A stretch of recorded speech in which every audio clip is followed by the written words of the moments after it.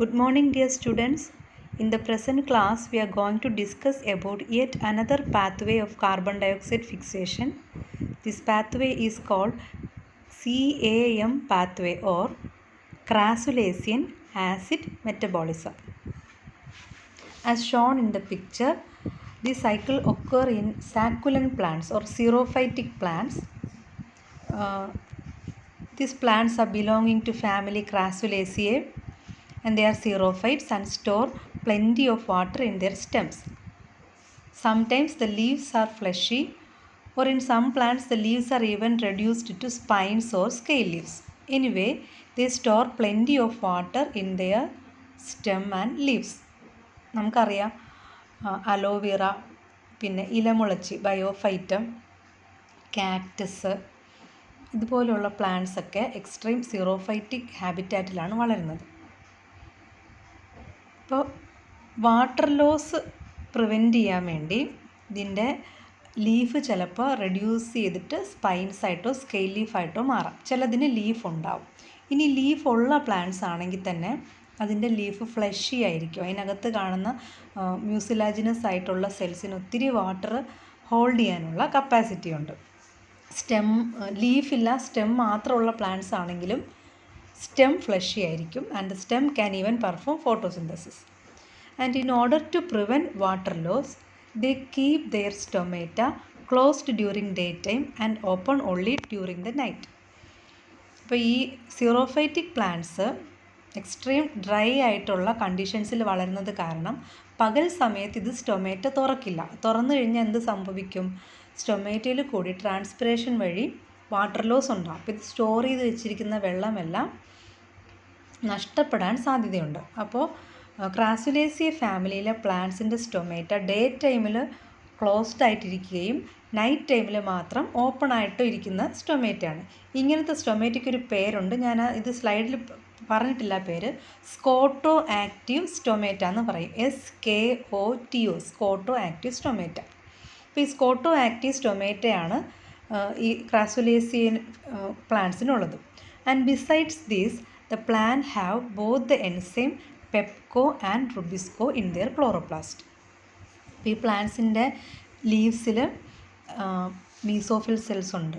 ഇനി ലീഫ് ഇല്ലാത്ത പ്ലാന്റ്സ് ആണെങ്കിൽ അതിൻ്റെ ഫ്ലഷി സ്റ്റെമ്മിൽ ക്ലോറോപ്ലാസ്റ്റ് ഉള്ള മീസോഫിൽ സെൽസ് ഉണ്ട്. ഇതിൻ്റെ ക്ലോറോപ്ലാസ്റ്റിൻ്റെ ഉള്ളിൽ 2 എൻസൈം ഒന്നിച്ചുണ്ടാവും. ഏതൊക്കെയാണ് എൻസൈം? പെപ്കോയും റുബിസ്കോയും. നമ്മൾ C3 പ്ലാന്റ്സിൽ പറഞ്ഞു C3 പ്ലാന്റ്സിൻ്റെ എൻസൈം റുബിസ്കോയാണെന്ന്. C4 പ്ലാന്റ്സ് പറഞ്ഞപ്പോഴെന്താ പറഞ്ഞത്? C4 പ്ലാന്റ്സിൻ്റെ ബണ്ടിൽ ഷീത്തിൽ റുബിസ്കോയും മീസോഫിലിൽ പെപ്കോയും ആണെന്ന് പറഞ്ഞു. പക്ഷേ ഇവിടെ അതായത് CAM പ്ലാന്റ്സിൽ ബണ്ടിൽ ഷീത്ത് ക്ലോറോപ്ലാസ്റ്റ് ഇല്ല, അതിന് മീസോഫിലിൽ മാത്രമേ ക്ലോറോപ്ലാസ്റ്റ് ഉള്ളൂ. ഈ മീസോഫിൽ ക്ലോറോപ്ലാസ്റ്റിൽ ഏതൊക്കെ എൻസൈംസ് ആണ് കാണുന്നത്? പെപ്കോയും റുബിസ്കോയും. These plants have chloroplast in mesophyll cells only. And during night, carbon dioxide enter the leaves through the open stomata. അപ്പോൾ രാത്രി സ്റ്റൊമേറ്റ ഓപ്പൺ ചെയ്യുമ്പോൾ കാർബൺ ഡയോക്സൈഡ് സ്റ്റൊമേറ്റയിൽ കൂടി ഡിഫ്യൂസ് ചെയ്ത് സെൽസിൻ്റെ ഉള്ളിലെത്തുകയും കാർബൺ ഡയോക്സൈഡ് ഫിക്സേഷൻ രാത്രി തന്നെ നടക്കുകയും ചെയ്യും. അപ്പോൾ ഈ CAM പ്ലാന്റ്സിൻ്റെ ക്ലോറോപ്ലാസ്റ്റിൽ പെപ്കോ എൻസൈമും ഉണ്ട്, റുബിസ്കോ എൻസൈമും ഉണ്ട് അല്ലേ? നമ്മൾ നേരത്തെ പറഞ്ഞു പെപ്കോ റുബിസ്കോയെ കഴിഞ്ഞും കാർബൺ ഡയോക്സൈഡിനോട് അഫിനിറ്റി കൂടുതലുള്ള എൻസൈമാണ്. റുബിസ്കോയ്ക്ക് കാർബൺ ഡയോക്സൈഡിനെ കഴിഞ്ഞും അഫിനിറ്റി കൂടുതൽ ഓക്സിജനോടാണ്. എനിവേ ഈ CAM പ്ലാന്റ്സിൽ കാർബൺ ഡയോക്സൈഡ് രാത്രിയിൽ സെൽസിൻ്റെ ഉള്ളിൽ എൻ്റർ ചെയ്യുമ്പോൾ കാർബൺ ഡയോക്സൈഡിനെ ഫിക്സ് ചെയ്യുന്ന എൻസൈം പെപ്കോയാണ്. ഇനി നമുക്ക് ആ സൈക്കിളൊന്ന് നോക്കാം, അത് കഴിഞ്ഞിട്ട് ഈ പോയിൻറ്റ്സ് വായിക്കാം. നോക്കൂ, നൈറ്റ് ടൈമിൽ എൻ്റെ വേണമെങ്കിൽ നിങ്ങൾക്കൊരു സ്റ്റൊമേറ്റയുടെ സ്കെച്ച് കൂടെ കാണിക്കാം. കാർബൺ ഡയോക്സൈഡ് നൈറ്റ് ടൈമിൽ സെല്ലിൻ്റെ ഉള്ളിൽ എൻ്റർ ചെയ്യുകയാണ്. സെല്ലിൻ്റെ ഉള്ളിൽ എൻ്റർ ചെയ്യുമ്പോൾ അത് ബൈകാർബണേറ്റ്സ് ആയിട്ട് മാറും. ബൈകാർബണേറ്റ് സെല്ലിൽ കാണുന്ന വാട്ടറുമായിട്ടത് ഡിസോൾവ് ചെയ്തിട്ട് ബൈകാർബണേറ്റ് അയോൺസ് ആയിട്ട് മാറും. ഈ ബൈകാർബണേറ്റിന് അല്ലെങ്കിൽ കാർബൺ ഡയോക്സൈഡ് എന്ന് തന്നെ നമുക്ക് ഈ സ്റ്റെപ്പ് വേണമെങ്കിൽ നിങ്ങൾക്ക് ഒഴിവാക്കാവുന്നതേ ഉള്ളൂ. ബൈകാർബണേറ്റിൻ്റെ ഫോസ്ഫോ ഈനോ പൈറൂവിക് ആസിഡാണ് കാർബൺ ഡൈ ഓക്സൈഡിനെ അക്സെപ്റ്റ് ചെയ്യുന്നത്. PEP എത്ര കാർബൺ കോമ്പൗണ്ട് ആണെന്ന് നമുക്ക് എല്ലാവർക്കും അറിയാം. ഇതൊരു 3 കാർബൺ കോമ്പൗണ്ടാണ് PEP. കാർബൺ ഡൈ ഓക്സൈഡിൽ ഒരു കാർബണും അതിനെ അക്സെപ്റ്റ് ചെയ്യുന്ന PEPക്ക് 3 കാർബണും ഉണ്ട്. അപ്പോൾ ഈ മൂന്നും ഒന്നും ചേർന്നിട്ട് ഒരു 4 കാർബൺ കോമ്പൗണ്ട് ഇവിടെ ഉണ്ടാവുകയാണ്. ഏതാണത്? Oxalo acetic acid. This is the first stable compound formed during ക്യാമ്പ് സൈക്കിൾ.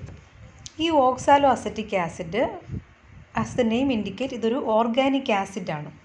ഈ ഓർഗാനിക് ആസിഡിന് ഒരു പ്രശ്നമുള്ള എന്താണെന്ന് വെച്ചാൽ മെംബ്രെയിൻസിൽ കൂടെ അതിന് പാസ് ചെയ്യാൻ പറ്റില്ല. മെംബ്രെയിൻസ് ഓക്സാലോ അസറ്റിക് ആസിഡിന് പെർമിയബിൾ അല്ല.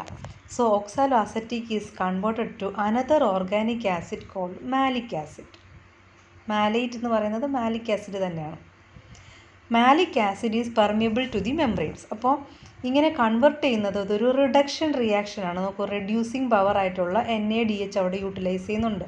Oxalo acetic acid is reduced to malic acid and the malic acid is permeable to the membrane. ഇനി മാലിക് ആസിഡ് ഇവിടെ നിന്ന് നേരെ എങ്ങോട്ടാണ് പോകുന്നതെന്ന് നോക്കൂ. അതൊരു ക്യാവിറ്റിക്കകത്ത് കയറിയല്ലേ. ഏതാണ് ഈ ക്യാവിറ്റി? വാക്യൂൾ. അപ്പോൾ വാക്യൂളിൻ്റെ ഉള്ളിൽ നമുക്കറിയാം ഒരു ടർജിഡ് സെൽ എന്ന് പറഞ്ഞാൽ വെള്ളമൊക്കെ നിറയെ അബ്സോർബ് ചെയ്തിട്ടല്ല, ഫ്രഷ് ആയിട്ടിരിക്കുന്ന ഒരു സെല്ലിൻ്റെ, ഒരു പ്ലാന്റ് സെല്ലിൻ്റെ 80% സ്പേസും ഓക്യുപ്പൈ ചെയ്യുന്നത് വാക്യൂളാണ്. അപ്പോൾ ഈ വാക്യൂളിനകത്തേക്ക് എൻ്റർ ചെയ്യുകയാണ്? മാലിക് ആസിഡ് എൻ്റർ ചെയ്തു. രാത്രി മുഴുവനും മാലിക് ആസിഡ് ഈ വാക്യൂളിനകത്ത് സ്റ്റോർ ചെയ്ത് വയ്ക്കും. അപ്പോൾ നൈറ്റിൽ എന്താണ് സംഭവിക്കുന്നത്? കാർബൺ ഡൈ ഓക്സൈഡ് ഫിക്സ് ചെയ്യുന്നു. ഈ കാർബൺ ഡൈ ഓക്സൈഡ് ഫിക്സ് ചെയ്യുന്നത് മാത്രമേ ഉള്ളൂ, കാർബോഹൈഡ്രേറ്റ് രാത്രിയിൽ ഉണ്ടാവുന്നില്ല. പിന്നെ എന്ത് സംഭവിക്കുന്നു? അവിടെ ആസിഡ് മെറ്റബോളിസമാണ് നടക്കുന്നത്. മാലിക് ആസിഡ് ഫോം ചെയ്യുന്നു and the malic acid is stored in the vacuole during the entire night. ഇപ്പോൾ രാത്രി മുഴുവനും ഈ പ്ലാന്റിൻ്റെ മീസോഫിൽ സെൽസിനകത്ത് ആസിഡുണ്ട്. ഇനി പകൽ സമയമാകുമ്പോഴേക്കും, that is during the day time, ഇവിടെ നോക്കിയാൽ നമുക്ക് ഡേ ടൈം എന്ന് കാണിച്ചിട്ടുണ്ട്. ഡേ ടൈം ആകുമ്പോഴേക്കും മാലിക് ആസിഡ് പതിയെ വാക്യൂളിൽ നിന്നും പുറത്തേക്ക് വരികയാണ്. മാലിക് ആസിഡ് ഒരു 4 കാർബൺ കോമ്പൗണ്ടാണ് കേട്ടോ. 4 കാർബൺ ഓർഗാനിക് ആസിഡാണ്. പുറത്ത് വന്നു കഴിഞ്ഞാൽ ഉടനെ നമ്മുടെ ഈ കാർബൺ ഡൈ ഓക്സൈഡ് ഫിക്സ് ചെയ്യുന്നതിൻ്റെ ലക്ഷ്യം കാർബോഹൈഡ്രേറ്റ് സിന്തസിസ് ആണ്. പക്ഷേ ഇവിടെ ആസിഡ് സിന്തസിസ് നടന്നിട്ടുള്ളൂ. കാർബോഹൈഡ്രേറ്റ് ഇനിയും പ്രിപ്പയർ ചെയ്യാനുണ്ട്. അപ്പോൾ മാലിക് ആസിഡ് എന്ത് ചെയ്യും? വാക്യൂളിൽ നിന്ന് പുറത്ത് വന്നാൽ ഉടനെ തന്നെ the malic acid is converted back to pyruvic acid. അപ്പോൾ മാലിക് ആസിഡിന് 4 കാർബണും പൈറൂവിക് ആസിഡിന് 2 കാർബണുമാണ് ഉള്ളത് അല്ലേ. പൈറൂവിക് ആസിഡിന് 3 കാർബണുമാണ് ഉള്ളത്. അപ്പോൾ ഇവിടെ ഒരു കാർബൺ ഡൈ ഓക്സൈഡ് കൂടി റിലീസ് ചെയ്യപ്പെടുന്നുണ്ട്. നിങ്ങൾക്ക് ഈ ഡയഗ്രം നോക്കിയാൽ അറിയാം. പൈറൂവിക് ആസിഡിനോടൊപ്പം ഒരു കാർബൺ ഡൈ ഓക്സൈഡും കൂടെ അത് റിലീസ് ചെയ്യുന്നുണ്ട്. ഇനി ഈ റിയാക്ഷൻ ഒരു ഓക്സിഡേഷൻ റിയാക്ഷനാണ്. നേരത്തെ ഇവിടെ നടന്ന റിഡക്ഷൻ റിയാക്ഷനിൽ NaDH യൂസ്ഡപ്പ് ചെയ്തുവെങ്കിൽ ഇവിടെ NaDH പ്രൊഡ്യൂസ് ചെയ്യുന്നത് ഒരു ഓക്സിഡേഷൻ റിയാക്ഷനാണ്. NaDPH പ്രൊഡ്യൂസ് ചെയ്യുന്നിടത്തെല്ലാം ഓക്സിഡേഷനും യൂസ് ചെയ്യുന്നിടത്തെല്ലാം റിഡക്ഷൻ റിയാക്ഷനുമാണ് നടക്കുന്നത്. ഇനി നമ്മൾ പറയാൻ പോകുന്ന ഈ റിലീസ് ചെയ്ത കാർബൺ ഡൈ ഓക്സൈഡിനെ കുറിച്ചാണ്. ഈ കാർബൺ ഡൈ ഓക്സൈഡ് നമ്മൾ നേരത്തെ പറഞ്ഞു, പ്ലാന്റ്സിൻ്റെ മീസോഫിൽ സെൽസിൽ 2 എൻസൈംസും ഉണ്ട്. അതൊക്കെ പെപ്കോയും ഉണ്ട്, റുബിസ്കോയും ഉണ്ട്. ഇനിയാണ് റുബിസ്കോ ഇവിടെ ആക്ട് ചെയ്യാൻ പോകുന്നത്. റുബിസ്കോ എന്ത് ചെയ്യും? ഈ റിലീസ് ചെയ്ത കാർബൺ ഡൈ ഓക്സൈഡിനെ റുബിസ്കോ ഫിക്സ് ചെയ്യും. വീണ്ടും രണ്ടാമത് ഫിക്സ് ചെയ്തിട്ട് കാൽവിൻ സൈക്കിൾ, അതായത് C3 സൈക്കിള് നടക്കുകയാണ് ഡേ ടൈമിൽ. കണ്ടോ, ഇവിടെ ഡേ ടൈമിൽ C3 സൈക്കിൾ നടക്കുകയും C3 സൈക്കിളിൻ്റെ പ്രോഡക്റ്റ് എന്താണെന്ന് നമ്മൾ പഠിച്ചു അല്ലേ. ഗ്ലൂക്കോസ് ആണ് C3 സൈക്കിളിൻ്റെ പ്രോഡക്റ്റ്. അപ്പോൾ ഡേ ടൈമിൽ ആസിഡിനെ കൺവെർട്ട് ചെയ്തിട്ട് ഗ്ലൂക്കോസ് ആക്കി മാറ്റുകയാണ്. അങ്ങനെ ഈ സൈക്കിൾ കണ്ടിന്യൂ ചെയ്യും. ഈ പൈറുവിക് ആസിഡ് വീണ്ടും ഫോസ്ഫോയിനോ പൈറുവിക് ആസിഡായിട്ട് മാറുന്നു. ഇവിടെയും കൂടി ഒരു ആരോ കാണിക്കാം. ഇങ്ങനെ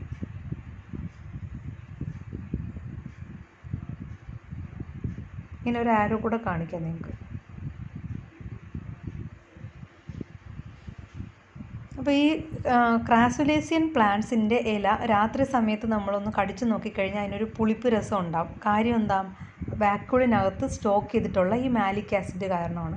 എന്നാൽ പകൽ സമയത്ത് നോക്കുമ്പോൾ പകൽ സമയത്ത് ശരി, okay.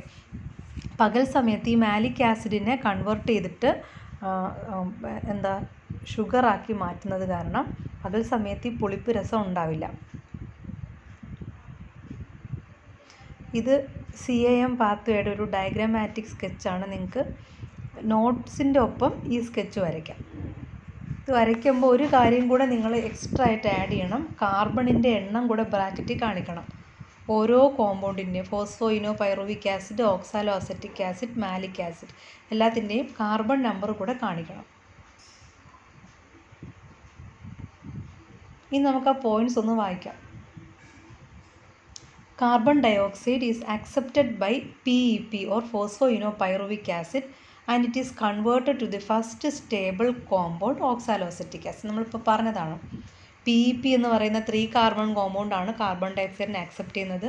And it is converted to oxalo acetic acid which is the first stable compound in CAM cycle.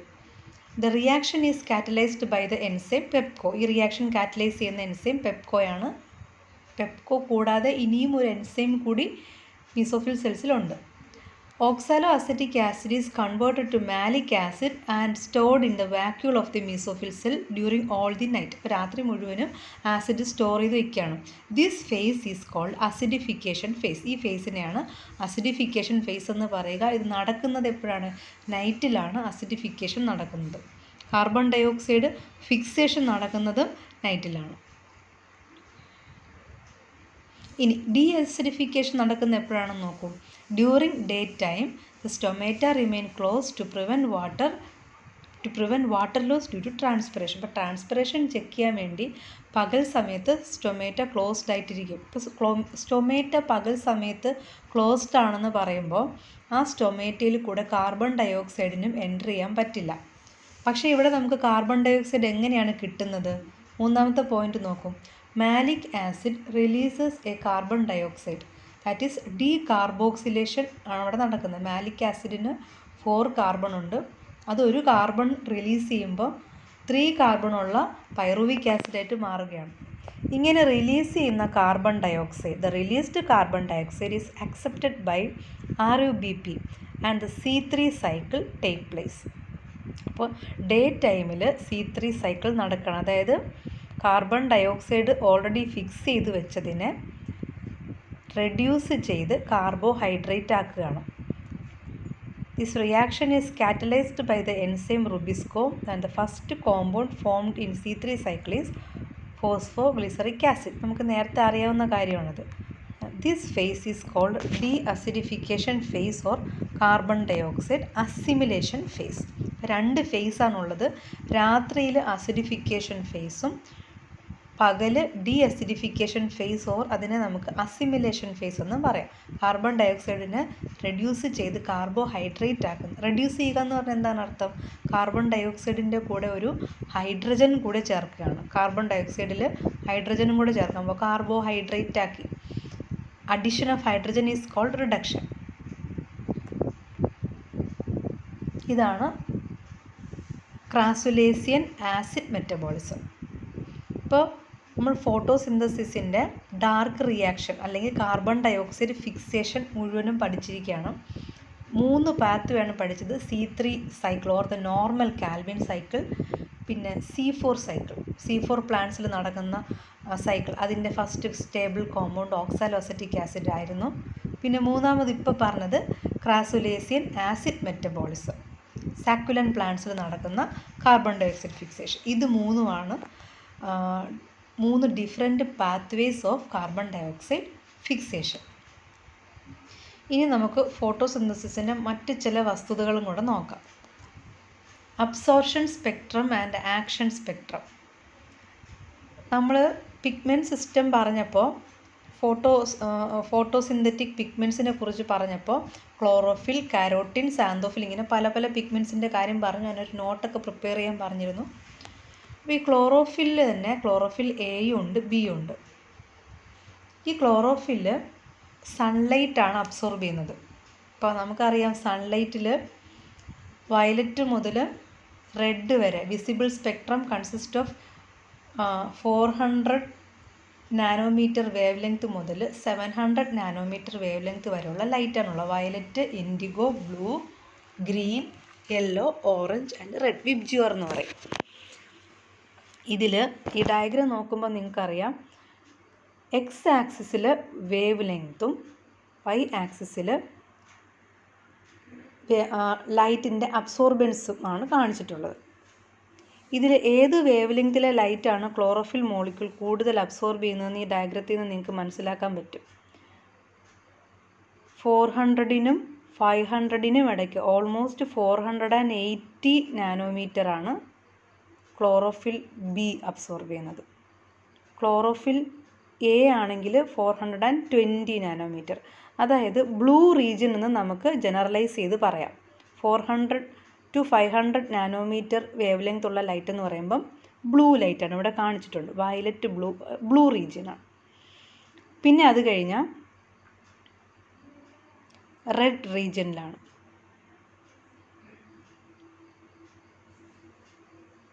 ഇതിനെയാണ് അബ്സോർഷൻ സ്പെക്ട്രം എന്ന് പറയുന്നത്. Maximum wave length chlorophyll absorb ചെയ്യുന്നത് ബ്ലൂ റീജിയനിൽ നിന്നും റെഡ് റീജിയനിൽ നിന്നുമാണ്.